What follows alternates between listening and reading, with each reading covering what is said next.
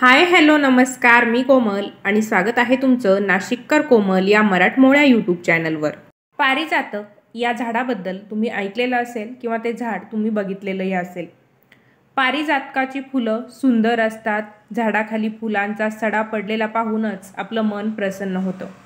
मात्र अनेक ठिकाणी घरासमोर पारिजातकाचं झाड नसावं असं सांगितलं जातं. पण खरंच या गोष्टीमध्ये तथ्य आहे का? पारिजातकाचं झाड आपण घरासमोर लावलं पाहिजे की नाही लावलं पाहिजे? कोणत्या दिशेला लावलं पाहिजे? आपल्या शास्त्रामध्ये देखील पारिजातकाच्या झाडाबाबत अनेक मान्यता सांगितलेल्या आहेत. वास्तुशास्त्रात पारिजातकाचं झाड हे घरासमोर लावावं की नाही लावावं? आपण बघा, गावाकडे तरी खूप साऱ्या घरांसमोर आपल्याला पारिजातकाचं झाड बघायला मिळतं. बऱ्याच ठिकाणी जिथे तुळशी वृंदावन असतं तिथं आपल्याला पारिजातकाचं झाड बघायला मिळतं. पण याबाबत शास्त्र नक्की काय सांगतं? नक्की पारिजातकाचं झाड आपण घरासमोर लावलं पाहिजे की नाही लावलं पाहिजे? याबद्दलची सविस्तर माहिती आपण आजच्या व्हिडिओमध्ये जाणून घेणार आहोत. त्यासाठी तुम्ही व्हिडिओ संपूर्ण बघा, म्हणजे पारिजातकाचं झाड घरासमोर असायला पाहिजे की नाही याबद्दलची माहिती तुम्हाला मिळेल. चला तर मग आजच्या व्हिडिओला सुरुवात करते. पारिजातक हे एक फुलझाड आहे. पारिजातकाची जी फुलं असतात ती पांढऱ्या रंगाची असतात. त्यांच्या फुलांचा गंध हा मंद आणि मनमोहक असतो. असं म्हणतात, जिथे पारिजातकाचं झाड असतं तिथले लोक निरोगी आणि दीर्घायुष्य असतात. पारिजातकाच्या फुलांना प्राजक्ताचे फूल, हरसिंगार, शेफालिका, नालकुंकुमा, रागपुष्पी, खरपत्रक अशा अनेक नावांनी ओळखलं जातं. तर तुमच्याकडे पारिजातकाच्या झाडाला नक्की काय म्हणतात ते मला कमेंटद्वारे नक्की कळवा. पांढऱ्या शुभ्र पाकळ्या आणि नाजूक केसरी देठ असा त्या पारिजातकाची फुलं असतात. त्यांना बघूनच आपलं मन प्रसन्न होतं, प्रफुल्लित होतं. पारिजातकाच्या झाडामागं एक आख्यायिका देखील सांगितलेली आहे. ती आख्यायिका अशी आहे, पारिजातकाचे झाड कृष्णाने स्वर्गातून पृथ्वीवर आणले. पण हे झाड कुठे लावावे यासाठी सत्यभामा आणि रुक्मिणी यांच्यात वाद झाले. पण कृष्णाने शक्कल लढवली आणि हे झाड सत्यभामाच्या अंगणी अशा ठिकाणी लावली की त्याचे फुले रुक्मिणीच्या अंगणात देखील पडतील. याच प्रसंगामुळं पारिजातकाच्या झाडाविषयी एक म्हण रुजू झाली आहे. ती म्हणजे पारिजातकाचा सडा दुसऱ्याच्या अंगणात. घरात पारिजातकाचे झाड लावणं हे खूप शुभ मानलं जातं. आपल्या घराजवळ पारिजातकाचं झाड असणं हे खूप शुभ आहे. देवी लक्ष्मीला देखील पारिजातकाचं फूल अत्यंत प्रिय आहे. पारिजातकाच्या झाडामध्ये देवी लक्ष्मीचा वास असतो.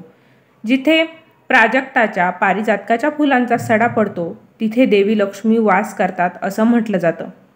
प्राजक्ताची जी फुलं असतात ती आपल्याला दिवसा कधीच दिसत नाही. ती नेहमी रात्रीच उमलतात आणि सकाळी सकाळी त्यांचा मस्तपैकी अंगणात सडा पडलेला असतो. देवपूजेत देखील पारिजातकाच्या फुलांचा वापर केला जातो. पारिजातकाची फुलं झाडावर आपल्याला दिसतच नाही.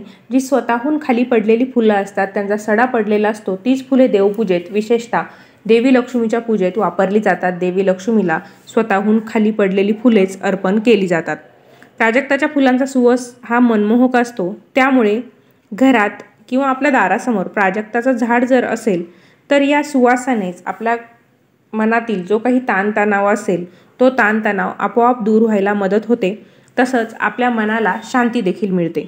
आपलं वास्तुशास्त्र तर असंच सांगतं की ज्यांच्या घराच्या आजूबाजूला किंवा घरासमोर जर पारिजातकाचं झाड असेल तर त्यामुळे घरातील वास्तुदोष हे आपोआप दूर होतात. त्याचबरोबर कुटुंबातील वातावरण आनंदाचं, उत्साहाचं राहतं आणि त्या घरातील व्यक्तींना देखील दीर्घ आयुष्य प्राप्त होत असतं. आयुर्वेदात देखील पारिजातकाच्या फुलांचा उल्लेख आपल्याला आढळतो. पारिजातकाच्या फुलांपासून पानं, त्याचबरोबर साली आणि बियाणे हे सर्व उपयुक्त ठरते. आयुर्वेदात औषधी गुणधर्म देखील आहेत पारिजातकामध्ये. पारिजातकाच्या फुलांचा चहा देखील बनवून बऱ्याच ठिकाणी पिला जातो. हृदयविकारांवर रामबाण उपाय म्हणजे पारिजातकाच्या फुलांचा चहा आहे. मात्र हा वापर करताना तुम्ही आयुर्वेदिक डॉक्टरांचा सल्ला जरूर घ्यायचा असतो. आता वास्तुशास्त्रानुसार पारिजातकाचं झाड नक्की कुठे लावलं पाहिजे, कोणत्या दिशेला लावलं पाहिजे याबद्दल माहिती आपण जाणून घेऊया. घरामध्ये पारिजातकाचं रोप लावण्यासाठी वास्तुशास्त्रात दिशा सांगितलेली आहे. नकारात्मक ऊर्जा दूर करण्यासाठी आणि घरात सकारात्मक ऊर्जेचा प्रवाह वाढवण्यासाठी पारिजातकाचं झाड हे उत्तर किंवा पूर्व दिशेला आपण लावायचं असतं. आपल्या घरापासून एकतर पूर्व दिशेला पारिजातकाचं झाड आपण लावायचं किंवा उत्तर दिशेला आपण ते लावायचं. शक्यतो आपलं तुळशी वृंदावन हे पूर्व दिशेला असतं आणि त्या तुळशी वृंदावनाजवळ हे पारिजातकाचं झाड असणं खूप शुभ मानलं जातं. आणि बऱ्याच घरी आजही आपल्याला तुळशी वृंदावनाजवळच पारिजातकाचं झाड देखील बघायला मिळतं. आपल्या वास्तुशास्त्रामध्ये घराच्या सुखसमृद्धीशी संबंधित खूप सारे उपाय सांगितलेले आहेत. त्यातील काही उपाय हे खूप सोपे आहेत जे आपण अगदी सहजरित्या करू शकतो. आणि असं मानलं जातं की हे जे वास्तुशास्त्रीय उपाय आहे घराच्या सुखसमृद्धीसाठी सांगितलेले, ते आपण जर योग्य पद्धतीने योग्य नियमांचा वापर करून केला तर आपल्या जीवनात नक्कीच सकारात्मक बदल घडवून आणू शकतात. असं मानलं जातं की जर एखाद्या व्यक्तीने वास्तुशास्त्रानुसार आपल्या घरात सर्व काही ठेवले, म्हणजे वास्तुशास्त्रांच्या नियमानुसार वस्तू ठेवल्या, घराची योग्य दिशा ठेवली, तर त्या व्यक्तीच्या घरात सुखसमृद्धी ही निश्चित येते. वास्तुशास्त्रानुसार आपल्या घरातील वस्तूंची ठेवण आपण ठेवली तर आपल्या जीवनात कोणत्याही अडचणी येत नाही. त्याचप्रमाणे वस्तूंचं आहे तसंच वास्तुशास्त्रात काही झाडे अतिशय शुभ मानली जातात. असं मानलं जातं की अशी काही झाडे आहेत जी शास्त्रात दिलेल्या नियमानुसार आपल्या घरासमोर किंवा घरामध्ये आपण लावली तर त्यामुळे देवी लक्ष्मी घरात वास करते. आपल्या आयुष्यातील आर्थिक अडचणी किंवा इतर काही समस्या असतील तर त्या समस्या देखील दूर होतात. तसंच आहे प्राजक्ताचं किंवा पारिजातकाच्या झाडाचं. पारिजातकाचं झाड देखील देवी लक्ष्मीला अत्यंत प्रिय आहेत.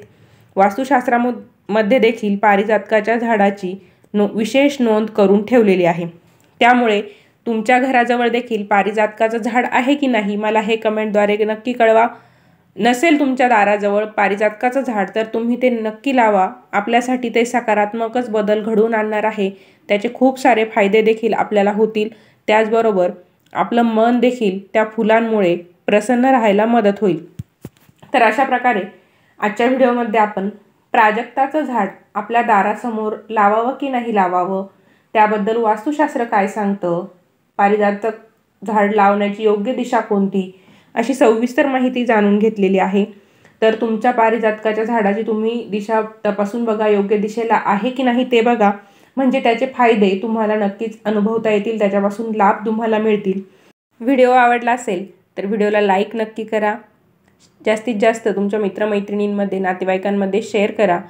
माझा व्हिडिओ तुम्ही पहिल्यांदा बघत असाल, चॅनलवर नवीन असाल किंवा अजून चॅनल तुम्ही सबस्क्राईब केलेलं नसेल तर धार्मिक, आध्यात्मिक तसेच सणावारांचे व्हिडिओ बघण्यासाठी आजच नाशिककर कोमल या मराठमोळ्या यूट्यूब चॅनलला नक्की सबस्क्राईब करा. त्या शेजारी दिलेल्या बेल आयकॉनवरती देखील क्लिक करा, म्हणजे नवनवीन व्हिडिओचे अपडेट तुम्हाला नोटिफिकेशनद्वारे मिळत राहतील आणि एकही व्हिडिओ तुमच्याकडून मिस होणार नाही. पुन्हा भेटूया अशाच एका नवीन व्हिडिओसोबत. धन्यवाद.